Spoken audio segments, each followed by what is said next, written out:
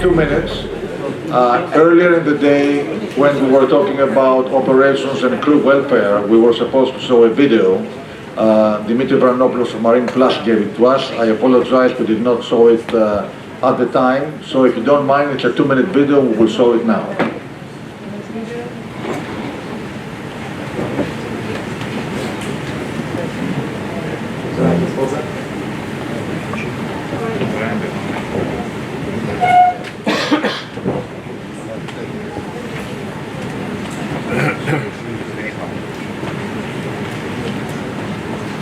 And lifestyle benefits, offering a consistent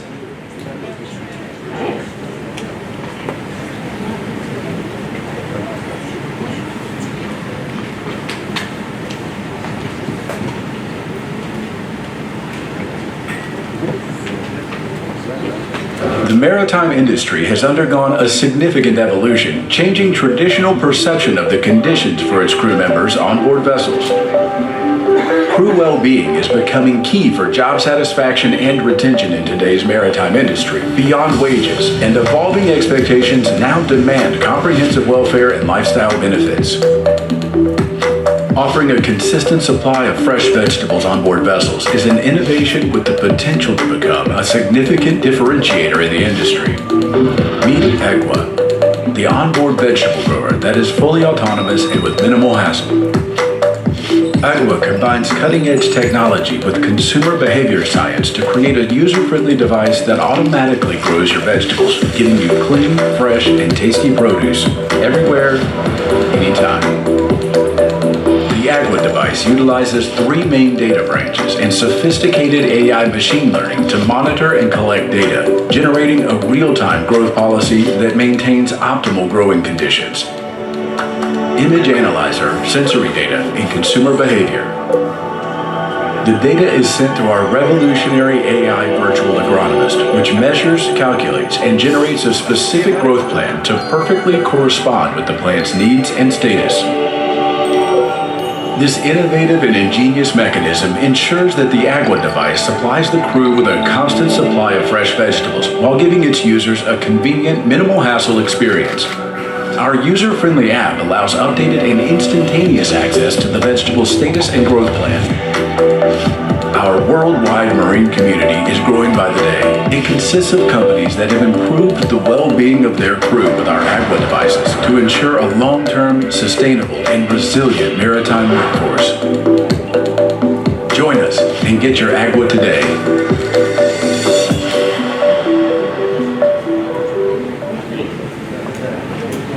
Thank you. Dimitri, are you here? Dimitri Vranopoulos? There you are. Sorry we didn't show it earlier, but I think we chose a wonderful spot right now. Thank you. And let's proceed with the traditional shipowner panel, closing our forum.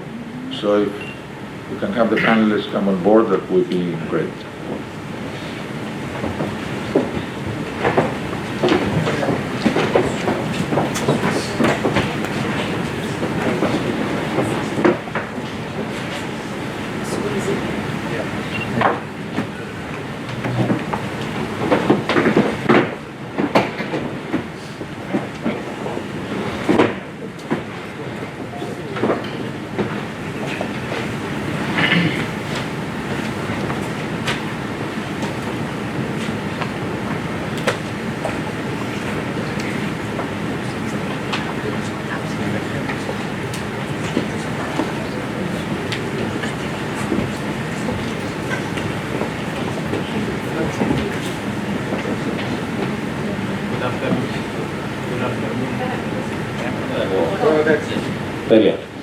Good afternoon from me as well.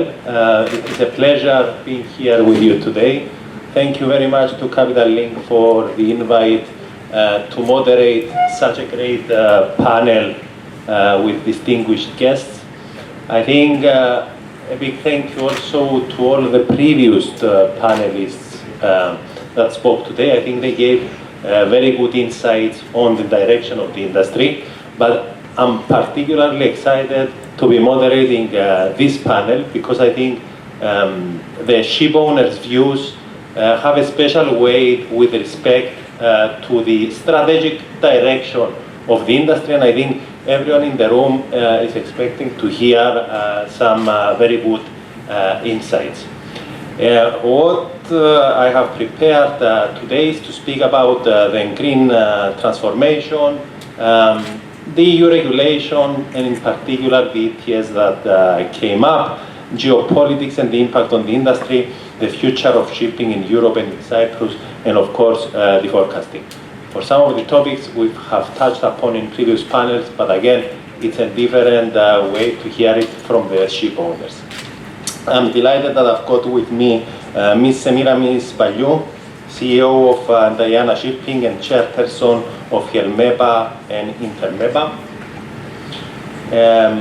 Mr. George Mouskas, CEO of Olympia and Ocean Carriers and Zela Shipping.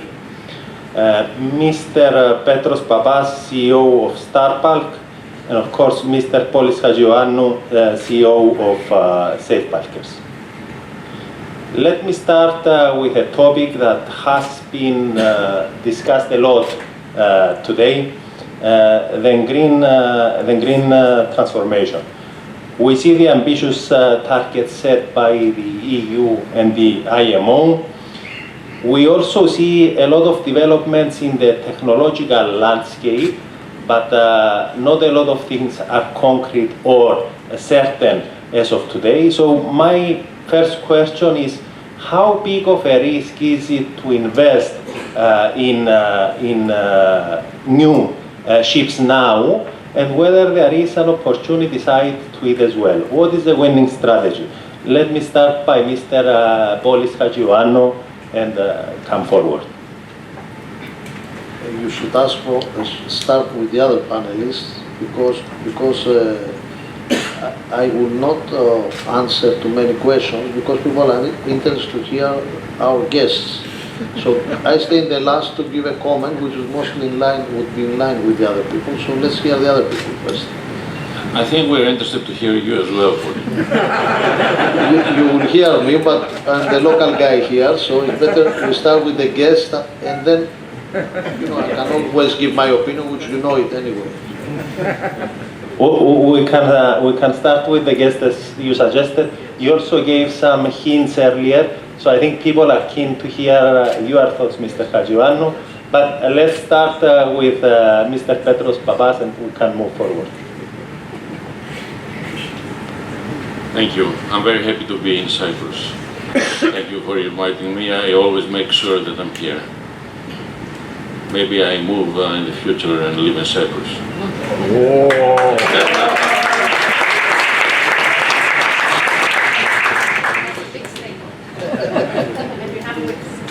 Yes. We'll see. Okay. As far as zero emissions, I think the technology is coming, but I think that the infrastructure and the fuels are not there. The infrastructure will take time and it can cost, and I think that the fuels will not be enough to be able to cover the needs of a fleet, of the world fleet. And let's not forget that there's going to be a major problem in the competition between industries. Who is going to get the zero fuels first? And my view is that the zero fuels will go first to the most polluting industries, and we're not that. So what do? We try to take measures so that we comply with regulations, and such measures are installation of ESDs, operational measures, keeping the hull clean, which is very important. If you dry dock a vessel within a year, and depending on the trade you've had, your hull is going to be 10 to 15% dirtier than after exiting the dry dock. And then 2 years later, this is going to be 25%. And if you have a 5-year plan, 3 years down the road, it's going to be above 50%, it could reach 100%. And then what do? You start cleaning with divers, and you damage the paint, and then your vessel just doesn't perform. And I'm not certain that the new types of paints actually can deal with long stays in ports. So what we're doing in our company, we're trying to develop a rover that will be cleaning the hull bottom, and it's a very difficult task.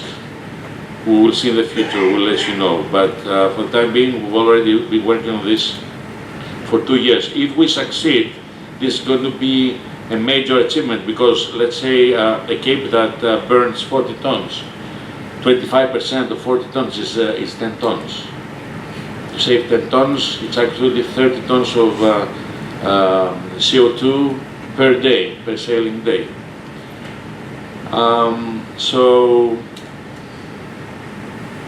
And then the question comes, what do? Do you order new buildings or not? I think that it will take 30 years, at the rate that vessels are being built, it will take 30 years to renew the fleet. So actually it makes sense to order new buildings that are more efficient than the existing vessels. But I think I should stop here so somebody else can talk and revert. Thank you very much. Mr. Mouskas. Yeah, I think that we have no choice but to continue with your program to build ships. You have to build the best and most economical ships that you can find at the moment. But if we're going to wait until we find new fuels, then you'll never build a ship, because it's going to take years and years and years. So, I mean, this year, a year ago, we took delivery of a Capesize in Japan from JMU, and we found that the saving consumption is up to 20 tons a day from a ship that's 10, 12 years old. That's a huge saving for the environment. That's all we can do for the time being. And on the second-hand ships, the way we're trying to help is to bring down our environmental exposure is by improving our paints. And we're putting very high-quality paints on the ships. Costs about $250,000 extra, but it's worth it because you can save maybe on a Kamsarmax maybe 2 tons a day, like Boris said before. So that's a lot. That's a lot of saving, and I think that's all you can do for the time being until someone comes up with an actual solution with a new fuel. Thank you, Mr. Mouskas. Ms. Paliou. Yeah, we have to share the microphone. So the IMO has set some rigorous goals for 2030 and 2050. I'm sure you've all heard of those. And to be honest, we will not be able to achieve these targets unless people start investing in new technologies, new fuels, new vessels, especially for 2050. For 2030, we can use operational efficiency measures. We talked about silicone paints, we talked about maybe even rotors or installing carbon capturing technology when it comes, because it's still not there. And I think we'll be able to reach the milestone of 2030. But 2050 is another topic, definitely more, it needs more radical changes and investments. I wanted to say that there is a Clarkson's report which refers to the fact that they foresee that there will need to be $1 trillion investments for the next 10 years in order to reach these neutral carbon emission fuels. and vessels, and about 3.7 trillion investment by 2050 in order to achieve the target set by the IMO. Now, you asked whether it's a risky investment. Personally, and as Diana Shipping, we've already placed an order for 2 dual-fuel methanol Kamsarmax vessels. Shipping is risky, especially when one is investing in new technology, new prototype vessels, as people were investing in Kamsarmaxes back in 2005 and post-Panamaxes in 2008. We believe that we need to help drive the industry in the right direction, so we are convinced, as Diana Shipping, that by placing these orders, we are helping the industry move forwards to a more sustainable industry. However, we're not convinced that this is the shortcut and the best solution in the long term, but people have to start moving, and that's what we're doing. We believe that we're helping instill in our people, in our seafarers, in the company, a culture of more sustainable shipping. People are learning and upskilling, and they are aware that we need to move forward. That's it for me. Thank you very much for a direct answer. I'm gonna stay a bit longer with you, Ms. Paliou, on your role, on your active role over the last few years with HELMEPA and INTERMEPA. Can you tell us a bit more of how this NGO is contributing to the shipping transition? Thank you. HELMEPA and INTERMEPA are very close to my heart.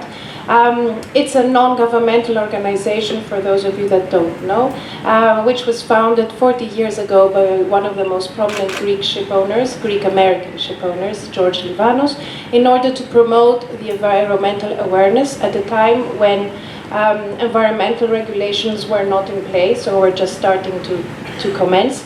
So they got together, ship owners and the Pan-Hellenic Seafarers Federation, to get together and instill awareness in their crew, improve safety on vessels, reduce the emissions and the pollution on ships on a voluntary basis.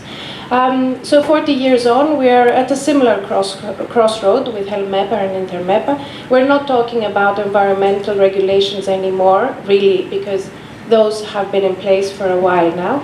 But we're talking about sustainable development and understanding that apart from the environmental importance, we need to create a society which is inclusive and equal, doesn't leave anyone behind, and promotes as well good governance in the companies. So along with INTERMEPA, whose chairman is Mr. Tsavliris here, an example is a project we're running at the moment called Metavasis, where it's funded by Lloyd's Register, and at least 50 members are participating and various stakeholders, such as INTERMEPA. And we have taken upon us to train more than 1,500 seafarers, port personnel, and ship and office personnel on new skills, on digitalization, energy fuel efficiency, and also we've taken upon us to raise awareness to over 15,000 school children, 700 teachers, and at least 1 million residents in the Eastern Mediterranean, where the climate crisis seems to be affecting the area the most. So all in all, HELMEPA and INTERMEPA are a collaborative, open platform where people can exchange ideas and best practices in order to drive the industry into the right sustainable direction. Thank you. Thank you very much. Mr. Hajioannou, you are the last one, but we still would like to hear your views as well. Yes, my views are the same like the previous speakers. We invested, like Petros, Pappas did, and Diana Shipping as well, in 2 methanol ships. We don't believe we should do something more at this stage regarding new dual fuel ships, simply because I've seen no interest the last 6 months with the order. No one asked any questions from the chartering people about the ships, and I don't expect anyone to ask questions for those ships until after their delivery in 2027, late 26 and early 27. So 2 ships are enough until we see what will happen. As Petros said, I think there are many dual fuel big container ship ordered by major liners. I always believed and always said that the change will be driven by these companies, the Maersks and the MSCs and the CGMs of this world. They will capture all the fuel, whatever green methanol will be available in the next 5-6 years. I don't think we'll get any, and even we take the risk on ourselves that maybe this is not the fuel for the future, and suddenly these ships will be simply worth what any other phase 3 vessel is worth. So for the time being we will stop there, and we'll try to upgrade with the cooperation of our charterers. All our ships will have upgraded 80% of our fleet with low friction paints and ducts. We're looking to a few other things as well that could be possible. We are not convinced that there are many things left to be done. I'm not sure about the hull cleaning system, so what I want to say, and Lucas previously mentioned, is it is the standard of hull cleaning worldwide has diminished, because most of the time charters pay for it, and they want to pay the least possible amount, if possible 10,000, 15,000, okay, you pay 10,000, 15,000, they clean 50% of the ship, and they say to you it's clean. The master will accept because he has no other means. He can see whatever they show him, and he accepts that the ship is clean, but it's not clean. And it's not easy to clean a ship of 230 meters and 35 meters beam in a space of 12 hours anywhere in the world. You need 2 or 3 days. No one wants to lose 2 or 3 days and wants to redeliver the ship as fast as possible. There are no standards. If only governments, Europe, US, IMO apply cleaning standards among diving companies and make it mandatory that these ships are properly cleaned, only from there will save huge amount of emissions. Only from there. I'm convinced that all over the world the cleanings they are doing on ships are partial, and I don't know if Petros was checking on some equipment to invest some robots, and if these things develop, maybe you should give a little bit more insight on that. I have no idea about this project. Thank you. These are underwater robots working in a sea environment. It's a very difficult thing to do because it's a very aggressive environment. But as I said, we're working it for 2 years already. And basically what we're trying to do is we're trying to prepare to build a robot that doesn't cost $1 million or $500,000, because there are people that are offering those for $500,000. We got one from someone, and after 1.5 years it hasn't worked yet. So we're trying to build something that will work and at much less cost. We'll see. We'll keep you posted. Thank you very much. I think I will keep the fact that there is still a lot of uncertainty with respect to the green transformation. However, there are steps being done towards that direction, and there is some innovation going on as well. I will stay to a related topic, and I will stay with you, Mr. Pappas, on the introduction of the new EU ETS from 1st January 2024. Obviously, it is a big topic. The most obvious question is whether it is achieving what is meant to achieve, so to push the industry towards carbon emission reduction for ships, and also on the details of it. Is it clear? Is it easy to implement? And is it indeed achieving what it should, i.e. penalizing the polluter?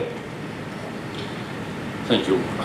First of all, I don't think that every area in the world should introduce their own terms and conditions. I think that's why we have the IMO, and I think all this should be done through the IMO. Anyway, this has not happened, and I think what's going to happen in the future is the following. First, I think more efficient vessels will be coming to Europe, and therefore it's going to be more expensive. Second, I think that there may be less trade exactly because it will become more expensive. And I think both of these things actually will turn against the consumer. At the end, I'm not sure whether it's going to be polluter pays or consumer pays. And you see what's happening right now. I mean, the public may revolt at some time, but that's going to be in the further future. You see what's happening with the farmers, and you see that the EU is backtracking on the terms that they imposed on them. So I think overall this will end up perhaps in some pollution reduction, but not major, because trade will continue even at a lesser degree. But it will be an additional cost on consumers, and it's a practice that should not have started. I think such measures should be global through IMO. Now, regarding polluter pays, I don't know what to tell you. I mean, if the charter is the polluter because he takes a car from here to there, actually in our charter parties they do pay for the EUAs, and we have had no problem up to now dealing with them. They usually pay along with the charter hire, and then at the end there may be we'll see if there are some differences. We'll settle them at the end of the charter.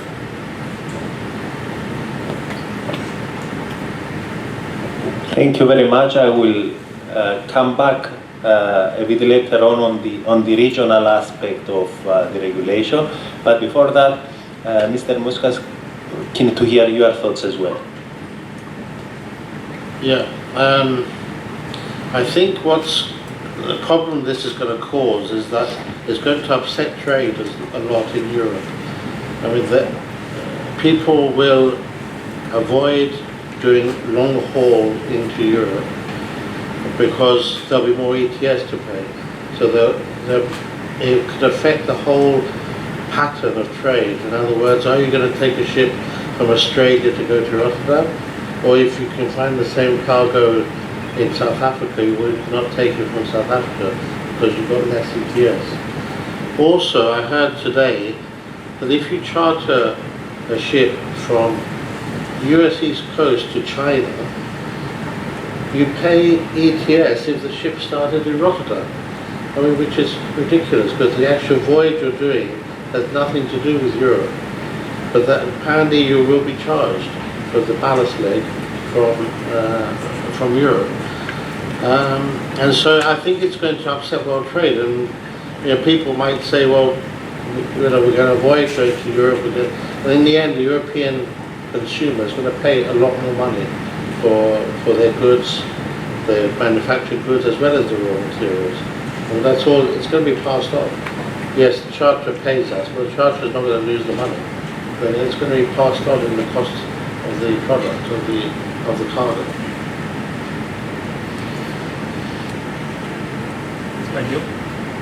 Ms. Paliou. I'm surprised sometimes when I talk to people that they seem to not realize that the ETS, the European ETS, has actually existed for the land-based industry since 2005. And then in 2012 it went into the aviation. And finally, since IMO wasn't taking, strong measures to reduce the emissions, Europe had to step in and place the EU ETS into the maritime industry. So you're asking whether it is an effective measure. We cannot talk about shipping at the moment, but looking into the land-based industry, I think it's a very effective measure which has reduced pollution in factories and industries. But it also has incentivized the companies to invest in new technology and reduce their emissions and become more efficient in their processes. So having said that, I believe that it will have a positive effect in the shipping industry as well. I do not agree with the question that you say whether they are penalized or penalizing the polluter. I think it's incentivizing the industry to take better measures and invest. And also, at the end of the day, the one that will pay is the consumer. And I think we all realize that. You asked as well whether it is easy to enforce. I want to share with you a story with Mr. Andreas Hajioannou, who unfortunately isn't with us today on the panel. But it was a couple of years ago, I think before 2018, when he saw me on the island of Spetses, and he said, Semiramis, this MRV that the European Union is trying to impose, measuring and reporting and verifying our emissions, is only the step before they start taxing the shipping industry.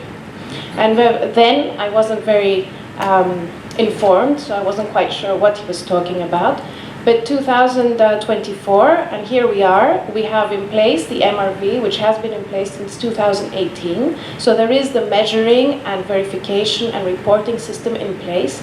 So it's been very easy, in general, to report the emissions for the tax purposes since 2024. So he knew what he was talking about. Obviously. Mr. Hajioannou, and if you can also add to the conversation the fact that, okay, it is, as people have said, a more regional measure. It's in Europe. In addition, we've got all of these geopolitical developments that again may have a regional impact as well. How is that affecting specifically the ship owning community in Europe and in Cyprus? And I'm going to pose the question straight as well, whether there are any thoughts whether you are getting any competitive disadvantage in any way. Of course, European fleet will be disadvantaged in the long run, because you make business more difficult in Europe, and the Europeans mostly trade in European ports. We don't want the Russians, we don't want the Chinese a lot.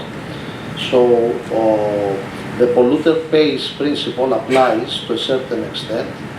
Not every charter is so willing to pay this EU ETS.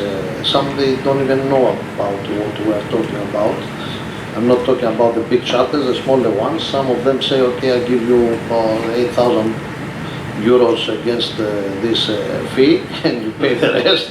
It is a negotiating process or a negotiating part. Thank God the market is improving, so we don't enter into these discussions. Also, a very critical point is where all this money are going to go. I mean, there will be no money given back to the people who will make the investments into green ships and into new technologies. All these billions of dollars, no one is discussing. The politicians, of course, will handle it, but in what projects? Will they be invested in projects related to new fuels, green fuels, on where all this money will go? Or will be a few projects created left and right, and this money will disappear in different pockets? This is a big question that we have to address. Regarding the geopolitical, as you say, our ships are not passing from the Red Sea. From December, we stopped passing because we knew that we would be targeted. And we are US stock listed. One of my charterers argued, they all, I have to say that they all accepted to divert ships at the time when we told them our thoughts. Of course, they say you are not Israeli. Yes, but I am US listed, so it happened. US listed is started. And who's passing now from the Red Sea? Who is making the big money by offering cheap tonnage to cheap freight to the charters and hence higher charter higher rates, and they don't even pay insurance to their insurance because they don't have any risk? The Russians and the Chinese. These are the people who are gaining out of. So we're chasing the Russians with the sanctions, and we are giving them now a corridor of passing through and making money. So I think all these things are working one against another. You know, it's not a good way when you apply in one part of the world regulations, and in the other parts they are thinking about and they try to be more competitive. And at the end of the day, as Semiramis said, I think the consumer will pay the cost of it in one form or another. Thank you, Mr. Hajioannou. Mr. Pappas, if you want to add an additional comment on the competitiveness part and how these sort of regional initiatives are affecting the ship owners, and they are thinking in terms of the long-term future in Europe. Which regional developments you mean? The geopolitical things I mean specifically for the ETS, but also there are other factors like the geopolitical environment that inevitably is affecting our region in a different way. No, geopolitical. Well, first of all, we have the same problem with police, actually. We had two of our vessels attacked 2 weeks ago. The one actually, the master thought that he was hit because the bomb or whatever that was actually exploded 30 meters away from the vessel. And the second did hit the vessel, but fortunately the damage was relatively minor. And that's also because we are listed in the US. In the second, actually, instance, we were carrying a cargo to Iran, so we thought that shouldn't be a problem. But anyway, so we decided that we will not be passing through Suez and the Red Sea for a while, depending on how things will evolve.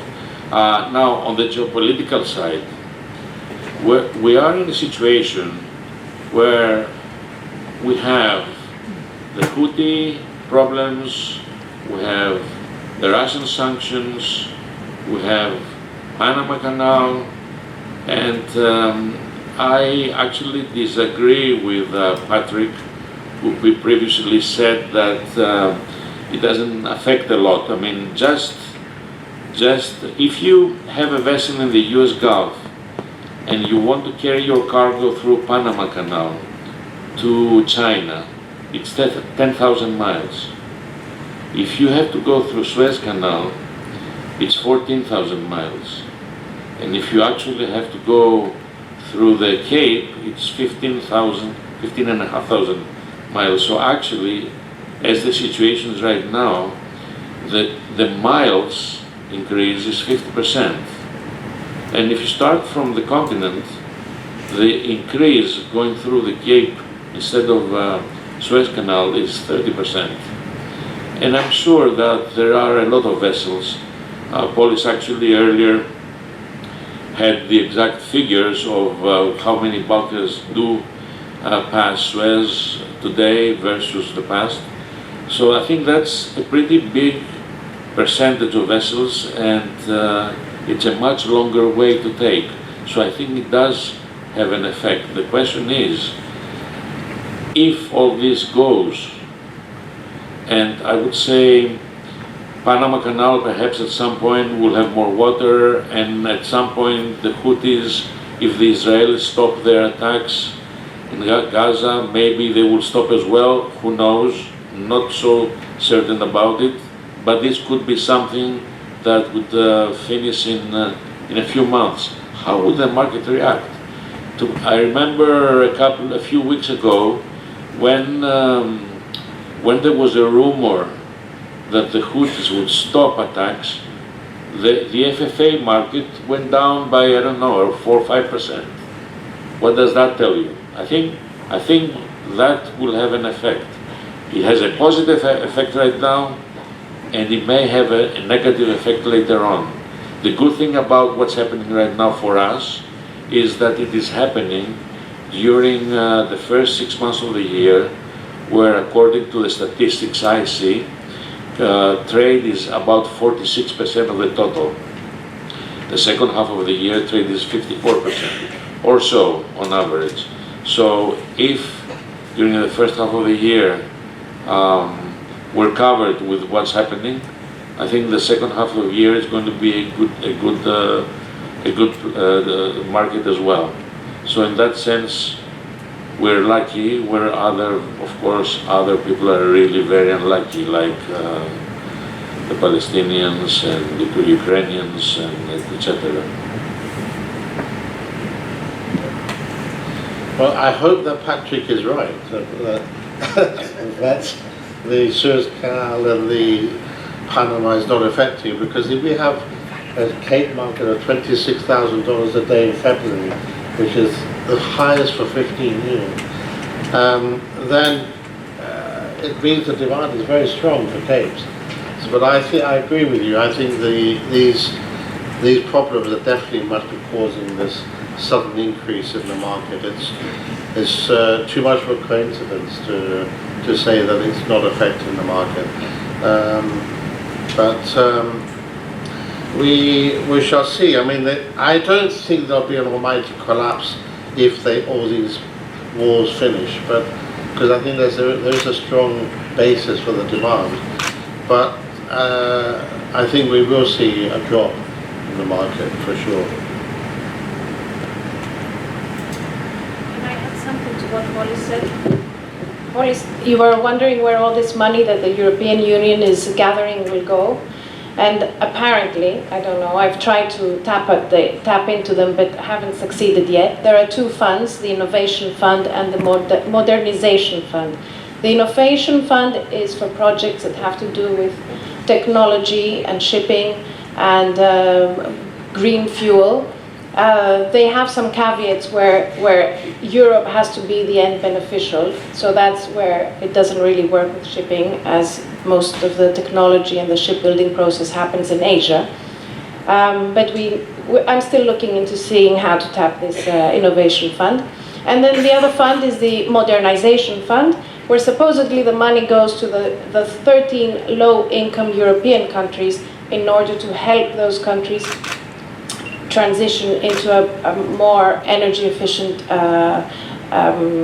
source of energy. So. Thank you, Mr. Paliou. Mr. Hajioannou. Yes, I have no doubt that it will be going to some sort of funds, but I don't know what funds will be. Europe has to clarify these things and make clarity and accountability, because it will be a huge amount of money. Next year will be 70% of the CO2 emissions being charged to the consumers, to the charters, and hence to the end product. And from 2026 will be 100%. So, and I believe this, of course, will work in favor of modern ships, phase 3 vessels with burning less fuel, etc. And so will be, by 2026, I believe it will be a two-tier freight market being created between modern ships and older ships. But we need more clarity, not that we will get any money out of those for our investments or our green investment, at least to know that some of it to be going into research about the green fuels, because it's no worse thing when they ask you to do investment in green vessels, in which you don't know what is the definition of a green vessel and what type of fuel this vessel needs to burn. So this we need to understand a bit more.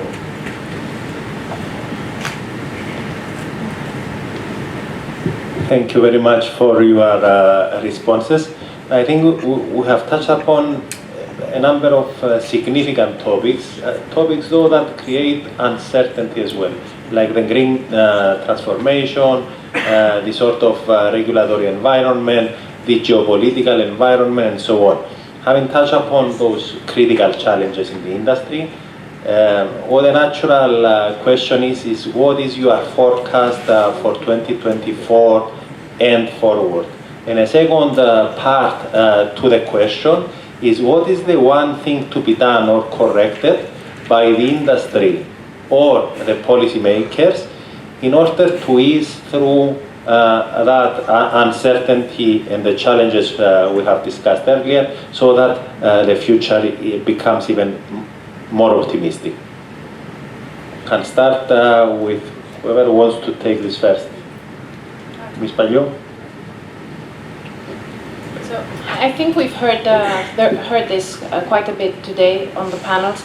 The IMO revised its greenhouse gas emissions in 2023 with a commitment to revisit and introduce midterm targets in 2027.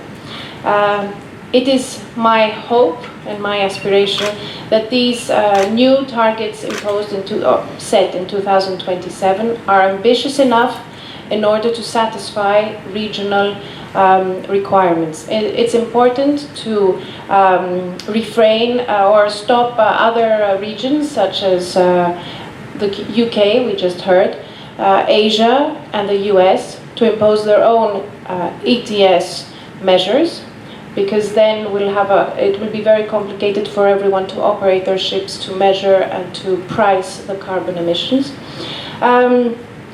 So for me, it's probably the most important thing to have a uniform global way to measure the greenhouse gas emissions and to have a global and consistent uniform approach to do that. So IMO has to step up its game and impose ambitious targets. Additionally, I have to say that the EU has not committed, but has said publicly that if the IMO has ambitious enough targets to satisfy the EU requirements, then the EU will withdraw its procedures so that it doesn't double the shipping industry. Thank you. Thank you very much. Mr. Mouskas. About the projection for the next 2 years. The projection, and the second part is what is the one thing that can be done so that there is ease through the uncertainty. Yeah, I think that the EU generally has to leave the shipping companies based in the EU not to overburden them, because the more we are overburdened, we cannot compete with the companies in the Far East. I mean, the Chinese are not overburdened, and there are many other countries in the Far East as well. And, you know, the more they impose upon us, the more difficult it is to compete. And in the end, the owners are going to think, one, isn't it worth being in Europe to operate, or should I move my operation outside Europe? Or alternatively, you just get out of shipping altogether if you don't want to move your operation. But it doesn't benefit Europe to keep on imposing regulations which cost money to the operator, to the manager, to the ships, to the running costs of the ships. On the question of the market, well, it looks. I agree with the previous panel what they said, that it's very difficult to estimate the demand for next year or the year after. It's impossible to know what the Chinese are going to do in the next 2 years, and that's the main economy of the world right now. But looking at the supply side, I'm quite optimistic that, on dry bulk, that the market will be good. I don't know if it's going to explode. I don't think it will explode. But I think we'll have a healthy market and good returns for the next couple of years. And then there will be new buildings coming in, and that may affect the market. But yeah, I think the returns for the owner will be quite good for 24, 25, maybe early 26. Petros? I totally agree with George regarding the EU regulations, they are potentially bringing us to a disadvantage towards the rest of the world. And I think another disadvantage that we may have going forward, the European Union I mean, is the lack of crews, which will actually end up being a lack of officers in our offices, of people that port captains and engineers in our offices. We don't have any on our vessels, and this started happening mostly on the northern side of Europe and Scandinavia, and now it's coming to us. So I think this is going to be a problem in the future, and of course, as George described, the regulations and the pressure on us. So I would say, give us a break. We are shipping in general is moving 90% of goods, as Mr. Peter said earlier, worldwide, and we're doing it in the cheapest possible way and most efficient environmentally. Just compare the pollution that other types of transportation actually exude. So I think we need to get a break from the European Union, as otherwise we will be at the major disadvantage, and we may have to move. Now, as far as the market is concerned, I think this year is going to be fine, and I think actually the whole decade will be okay. And one of the reasons behind that is the environmental regulations themselves. So not only we should embrace them for the benefit of the planet, but we should always keep in mind that they're going to benefit us. Vessels will slow steam. Older vessels, older inefficient vessels will go for scrapping. We will spend more times in ports, in dry docks, installing ESDs and whatever else is needed to reduce the pollution of our vessels. So actually, environmental regulations have a double benefit. They're good for the environment and they're good for shipping. And I think these will always offer shipping a good protection against downside.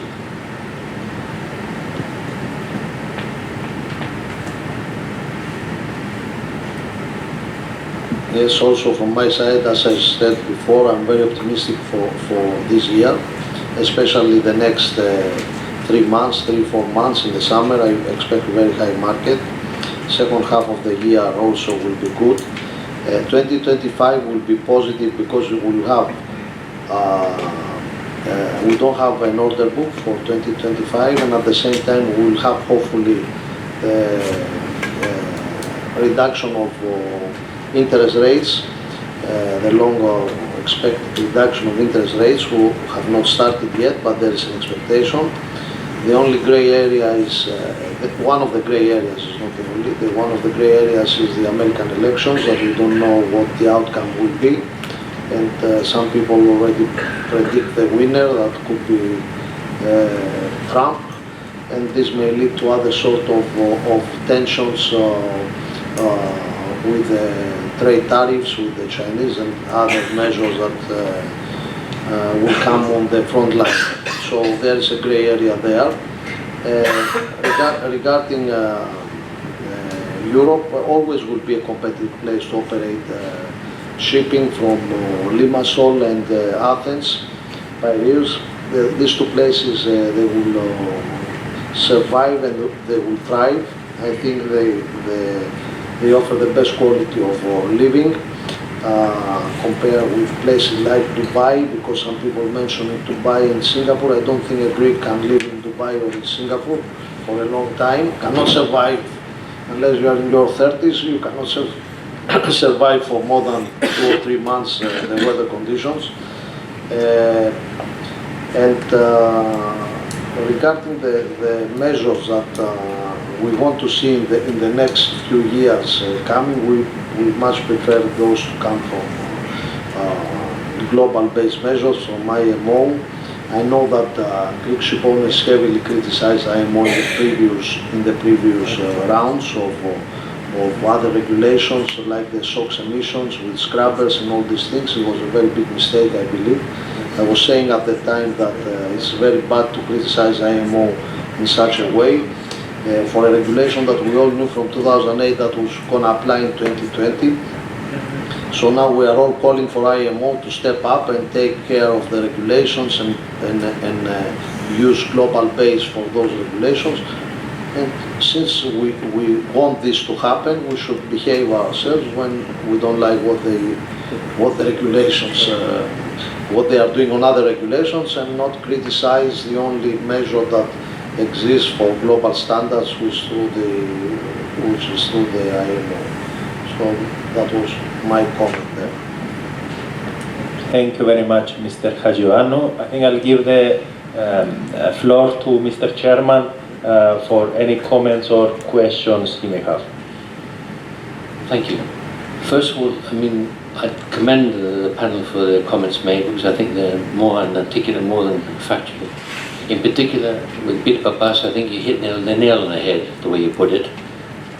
Because at the end of the day, the European Union, the way they're going, they're actually discouraging ships from coming to Europe. And I think already at that risk right now as we speak.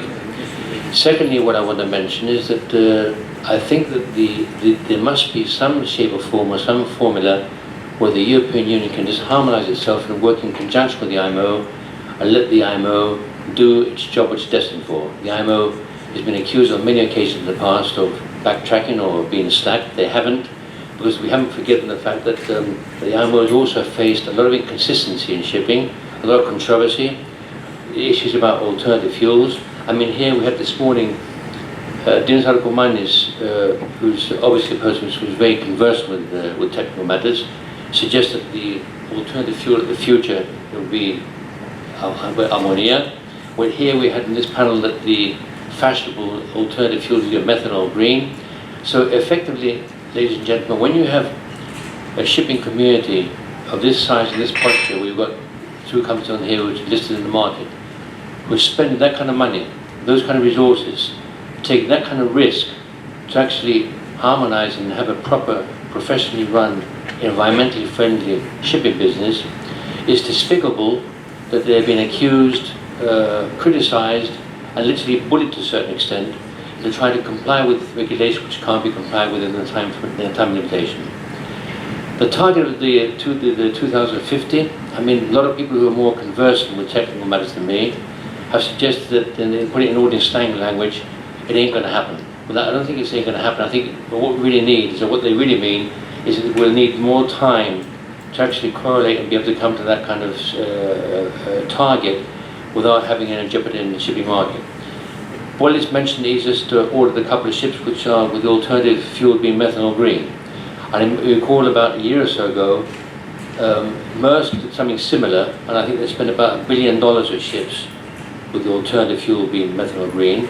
And then about 6 months ago, they came up and saying, well, we changed our mind. I think the best fuel for the future is going to be ammonia. I've got John Kokorakis in the room here, so he's giving me this smile because he's obviously more conversant with what I'm saying, and perhaps I'm putting it in a more simplistic manner. But I think that at the end of the day, we have to realize that we're all living in a world of regulations, over-regulations, and this inconsistency which exists around us, together with a certain amount of hypocrisy, because that does exist, because there are people who are making money out of this, insecurity we're feeling. And I just feel that we should also make an effort, since we have an audience here, where most of them are actually the younger generation, the business at large has to be more inspiring. We have to inspire the next regulations. We can't keep on coming to conferences and air the atmosphere here by talking about inconsistencies, contradicting regulations, And people who've got literally over half a century of experience in shipping have to scratch their head as to what they can do to conform with the next law which is going to come out. It's totally wrong, and I think there must be some kind of, I wouldn't say a revolution, but there has to be some kind of serious dynamic talks and dialogue with the government at large in the European Union and the IMO for that matter, to try to put this whole industry back on target, to ensure that there's a future here, and thus again to inspire the next generation to take up this business. Thank you.